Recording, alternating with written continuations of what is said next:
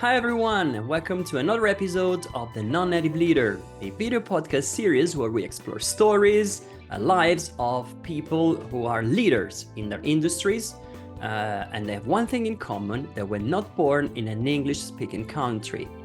So if you follow the series, you've seen we spoke to NGO leaders, to people working in academia, universities, fintech leaders, IT, software engineers, and every time we talk about their challenges, their stories, their lives, their rewards, their successes.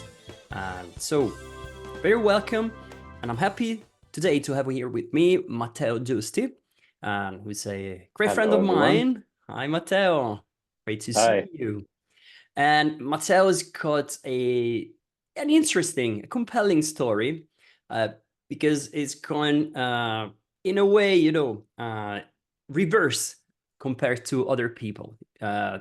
Like today, there's a hype working in IT, software, and computer sciences, and that's where it started. But today is doing something completely different, and I don't want to spoil it as usual. So I'd love for Matteo to give us a bit of an introduction on what he does, where he is.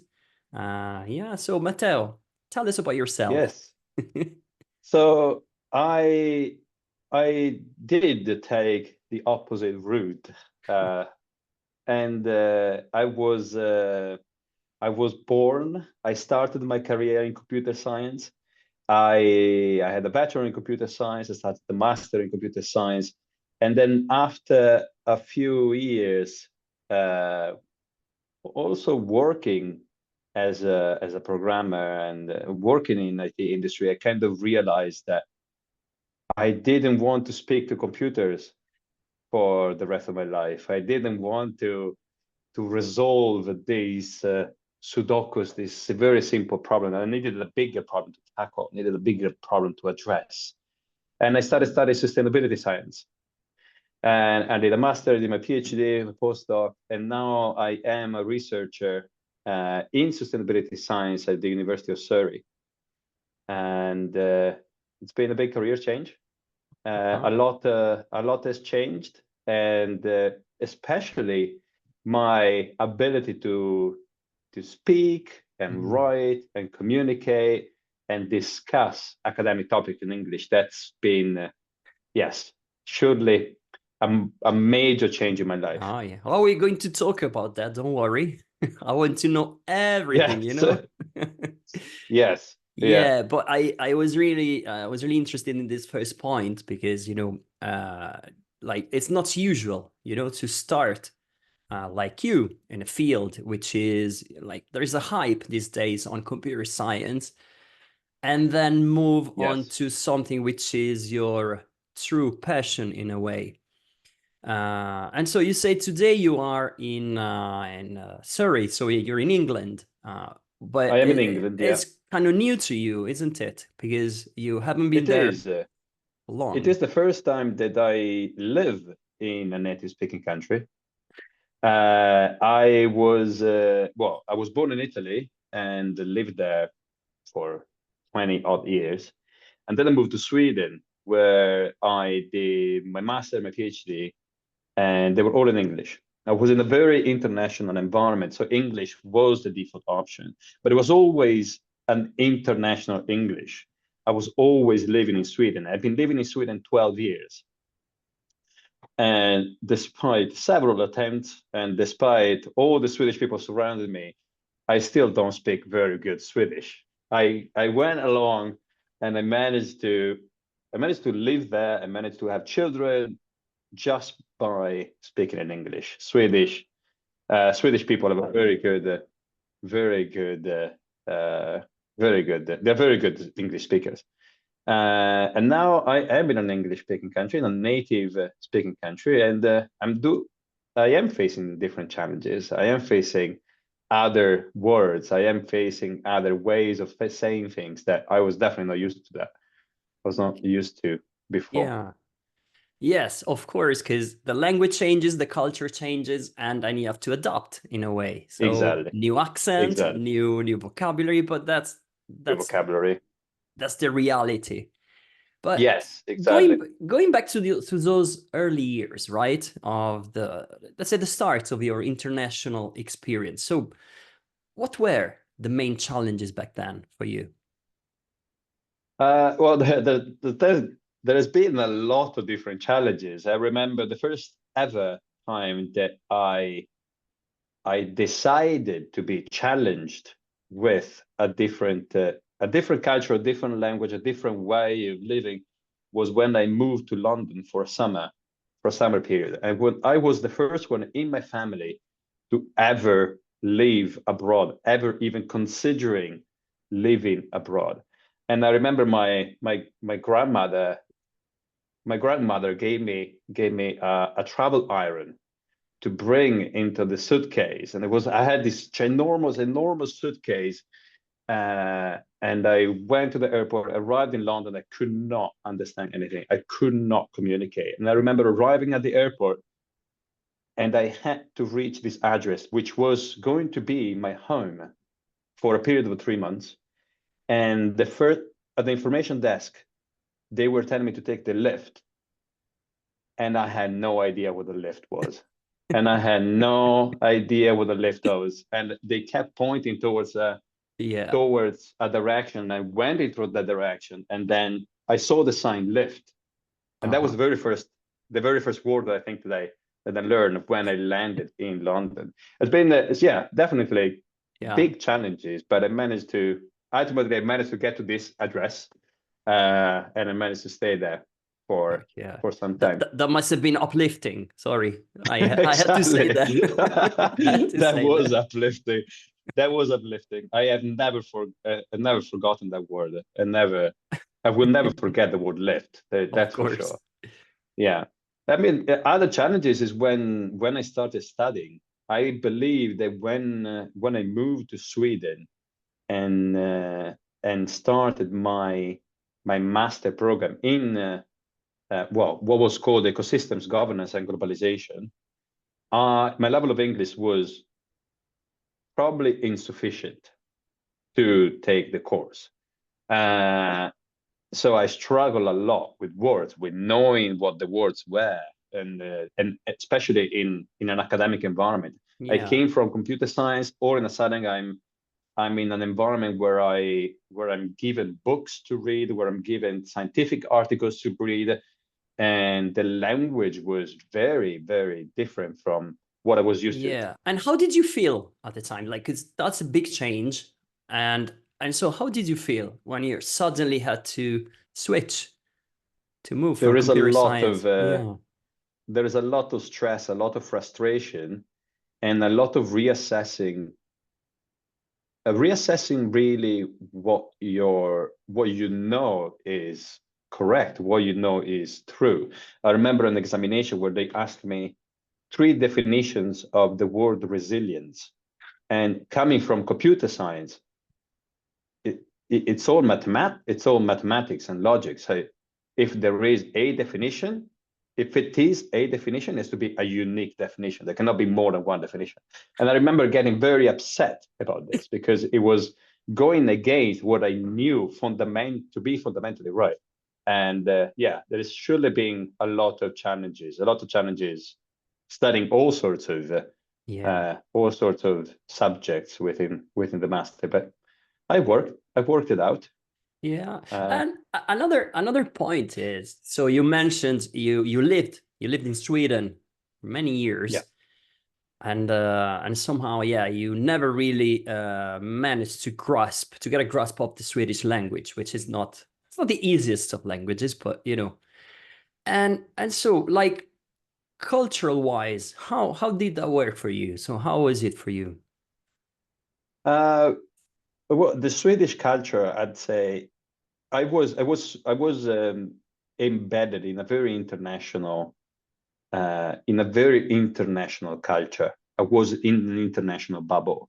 My university was a very international environment. The friends that I had were coming from they were all international. They were Colombians, they were Americans, they were Germans, they were Austrian, they were coming from all over the world. So I was living in this international bubble. And I remember the first time that I had the realization that I was living in Stockholm, that I was living in actual Sweden, was when I started the parental leave for my first child. Because all of a sudden, my daily living environment was not the office where all these international people were, but was home. And around home, around the cafes at home, people were not speaking English as a default option. And I was very surprised. Like, why are you speaking to me in Swedish? You should know I don't speak Swedish. Like, yeah, except they didn't know. Except they didn't know. Except they didn't know, and accepted that I was actually living in Sweden. So that international bubble kind of burst, but nonetheless, in Sweden, particularly in Stockholm, you can get by in English very, very well. So that was not a big problem. I remember when I traveled there. Yeah, I had English, and that was enough. But yeah, absolutely. I was just curious, yeah, because living there and not speaking the language, so it's something that that's something that is not common. So yeah, I was actually curious. It's something that's not common. It is not that uncommon in Sweden, unfortunately. I'd say so. Really, because because the Swedish people tend to speak very good English, but also the Swedish society and the Swedish people tend to be rather close with themselves, and the immigrant international society tend to be quite close among themselves. So there seems to be sure. And then they're not mixing very well. Okay, sure. Yeah, no, I do understand. And look, I'd like to backtrack for a minute. So yes, I'm thinking about you moving from computer science and all of a sudden being into this academic world and having to learn new vocabulary, having to learn new expressions. So did you have any strategies at the time to quickly get to the level you wanted to get to? Strategy was definitely to keep looking at the meaning of words that I did not understand. Every time I was encountering a word, I was writing the meaning of that word in Italian, which was my native language, on the book or on the article, on everything that was printed out.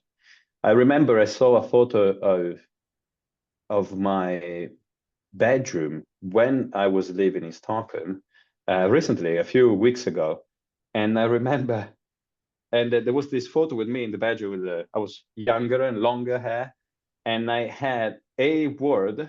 I don't remember which one it was, but I remember a word, an English word. It was taped on the wall because I kept forgetting it. So I was using masking tape, and I taped that word on the room because I kept forgetting this word, and I had to remember it. Yeah. So it was just beside my bed. I'm not sure that strategy worked because you don't remember it now. So well, I don't remember what word it was, but I'm sure trivial. It was trivial. Trivial. So you do remember trivial. It. So okay. Yeah. So I don't know the meaning of trivial now. So it kind of worked on the long term. But constant exposure, constant repetition. That was surely my strategy. And little by little, I started not having to search that many words when I was reading something. And the issue was not becoming maybe the word in itself. It was becoming the meaning of the whole paragraph or sentence or the article or the main topics or the main messages that this article was bringing forward. But that was a step closer to understand and be able to develop my knowledge in sustainability science using academic papers in English and using books in English, etc. Yeah, so I guess like loads of reading, loads of exposure, as you said. So loads of reading, loads of exposure. One of my main strategies was to avoid Italians. So I wasn't in an international environment, but whenever I was meeting a new friend and that was Italian, I was intentionally trying to avoid them because I had to be exposed to the English language. I had to maintain friendships and relationships in English in order to enrich my understanding of the language, in order to enrich my capacity of expressing myself in English, in order to enrich my, well, even my competences, and being able to show that what I knew and my competences in the field and my knowledge in the field was communicated properly. So yeah, that was one strategy of mine. Sadly, avoiding the Italians. Okay, but I mean, you're actually very coherent when you think about this strategy, because today you have a family, and Yes, and they're not Italian, obviously. they are a third a third Italian. Yeah, my partner is British, so Okay. that worked out pretty well on the romantic side as well. That's what I mean. Yeah, that's what I Yeah, mean. That was a good exactly. strategy indeed. It was a good strategy. Yes, absolutely. And yeah, my children are, yeah, I'd say a third Italian, a third British, and a third Swedish. They've been born in Sweden, so uh, they are a bit Swedish. I am a bit Swedish as well. Oh yeah. After 12 years in Sweden, I think that Yeah. there are definitely certain topics and certain values that I have that are very, very much Swedish values that I've definitely integrated in myself, in my own identity. Even from a professional perspective, this attachment to nature and this ability to interact with the natural environment with such ease and such appreciation that seems to be quite characteristic of Nordic countries is actually the topic of my work. Yeah, so this relationship with it, this is a great Exactly. point. And so like it came from, let's say, the Swedish cultural background, and then you sort of incorporated that into your mindset, into your view. And Yeah, today, you could even say today this is shaping your whole like professional but also private life, isn't it? it is. It ultimately it's been the ability moving from Italy and going to Sweden and having the possibility to study something that I was interested in. I ultimately became interested in the understanding why these Swedes were so comfortable in the natural environment. Why was that I did not have the same level of comfort or appreciation for being in a forest? Why everyone around me was having no issues going barefoot in the forest and picking the flowers, and they were able to make all these nice flower crowns, and I had no knowledge about it. And by being exposed to that culture, being exposed to that country, being exposed to a different way of living, I was able to put my history, my childhood in relation to it. And I started studying the extinction of nature experiences. Wow. I started studying how children develop a relationship with nature and how I develop a relationship with nature. So it's been a very internal process, and I think that only came through and that only came into my profession because I was exposed to a different culture. Yeah, I love this. So how dealing with a different culture eventually makes you question whatever you come from and your lifestyle and your mindset, Yes, and it's and got your a assumptions. yeah, it's got a deep impact on your daily life, and eventually makes you a completely different person. And so It does it yeah, it does change your identity. yeah, It does change your identity. I always say that I'm, yeah, definitely yeah. 70% Italian, 30% Swedish now. Okay, so you can add to Yeah. the mix now because you are in You can add England. to the mix. You can add to the mix. I do have Swedish citizenship, uh, despite not speaking Swedish very well. But I do recognize myself as a Swede, more as a Swede than Italian sometimes. Let's see what's going to happen now in England. Nice, Going yeah. to adopt the British values and culture if I had to face some other of my assumptions, had to put Yeah, in relation to my past. but I love this that you're always questioning, like whoever you are today, Yeah. and you're comparing yourself to the situation you're in, and yeah, and this open-minded approach. So okay, let's see what comes next.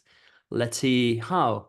I'm 70-30 today, but maybe tomorrow I might be 65-35. Yeah, well, you never know. Exactly. We could have Exactly. you could have the Absolutely. same conversation in a couple of years, and yeah, I want to see Yes. how. Let's see how that goes. Uh, Yes. Yes. Yes. Absolutely. Look, Matteo, like when you reflect on your career and your changes on the Hmm. situations, so would you be able to identify a turning point really in your life, in your experience?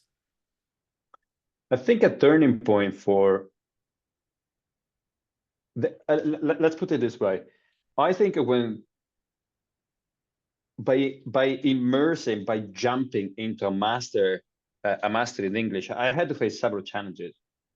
There's no doubt about that. I had to face, not being able to understand what I was reading, having the need to perform at an academic level, having the need to write at an academic level, and those challenges. There should be some slow turning points. There should be some changes that allow me to get better.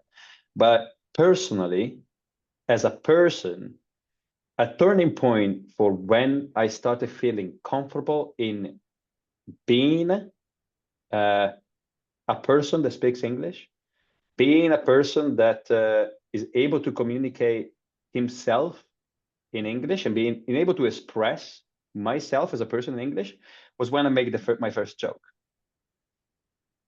When I made my first joke and people laughed. Ooh. And that was my first joke in English.